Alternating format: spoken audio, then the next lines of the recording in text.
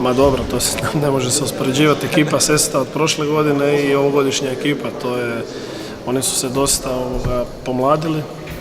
Ove dečke koji su prošle godine hrvali za njih, otišli su po drugim klubovima, tako da ne umanjujem našu pobjedu, ali nije za usporedbu.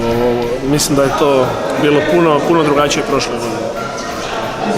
Pa rekao sam svojim dečkima da meč sa Sestama nikad neće biti lagan meč, bez obzira ko bio koliko slab i ko bio koliko jak. Znači to je susjedski derbi, tu su, ja kažem, jedna sportska napetost koja mora biti uvijek prisutna i tako da nisam očekivao lagan meč. Bez obzira što, velim, i Seste imaju mladu ekipu.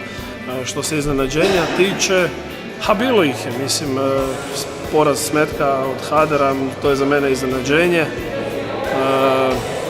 Ne znam, pohvalio bi Frana Šačića koji se vrhunski hrvao atraktivno, baš onako kako treba. Je hrvao sa mlađim Hrvaćem od sebe, ali mislim da je odhrvao jako dobro.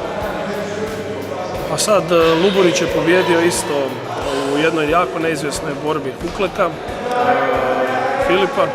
Mislim da je to bila baš atraktivna borba i za gledatelje, inače on je i trener u našem klubu, vidjeli ste navijanje klinaca, publike, čak bih rekao da mu je to možda dalo i snagu jednu u drugoj rundi. Ali jako zanimljiv meč, da.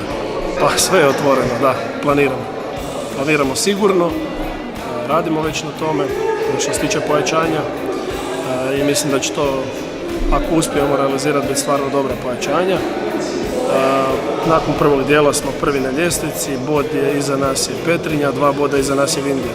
Otvoreno je prvenstvo do kraja, znači moramo hrvati još 5 kola, ali sa jednim ili 2 dobra pojačanja mislim da ne bi smjelo biti problema jer smo u dobroj poziciji sada. Znači realno na jesen možemo si dozvoliti jedan remi protiv jedne od ove dvije ekipe, jednu moramo pobijediti. Mislim da bi to bilo dovoljno za naslov. Makar sve će ovisiti o tome kako će se drugi hrvati, jel? Ali zadovoljni smo. Mislim da smo odradili super ovaj proljetni dio prvenstva. Pa radi se o mišiću, natkoljenica, znači kvadriceps, malo ga je zapeko. Mislim da nije ništa strašno. Imali su jaki trening danas ujutro, reprezentativni i došli su s priprema, kumulirao se umor, hrvački meč koji su morali odraditi.